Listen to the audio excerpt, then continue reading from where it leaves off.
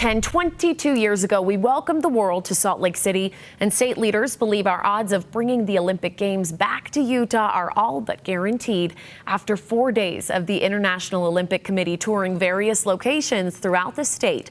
ABC4's Annika Johns has the details.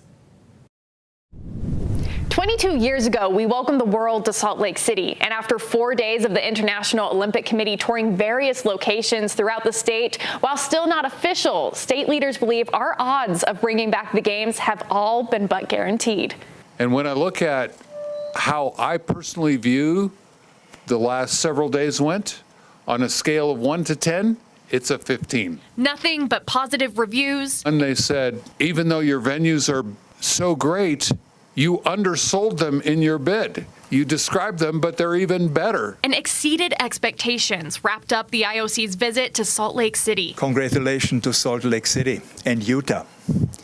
You will become a role model also for the IOC. 4 days all over the state visiting past and potentially future Olympic game venue locations. It is really great to see that we are not looking for white elephants in the countryside.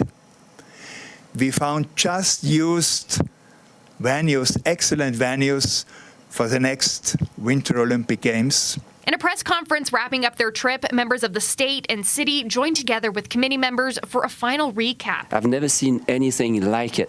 What about sharing these toolkits and the way to do it, the Utah way, to the rest of the world? And while many praises were said about the numerous venues already used day to day, the biggest key to securing the spot goes beyond Utah having ready-to-go facilities. The biggest benefit of all, Utah's already established legacy. Personally, what surprised me most was the passion that still exists here for the Olympic Winter Games 22 years later in the people everywhere we went. The IOC says what happens next is still up in the air, but come summer, Utah and the world will finally know if the legacy of the Winter Olympic Games will return to the Beehive State.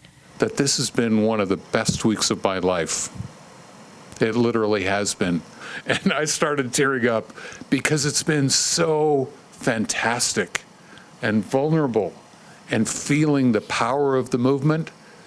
We're just so lucky to be part of it. The IOC says the city chosen to host the 2034 Olympics will be announced during the Paris Olympics later this year. Now, we will, of course, be keeping you up to date both on air and online at abc4.com as we get closer and closer to the Summer Games and the announcement. Back to you, Sarah.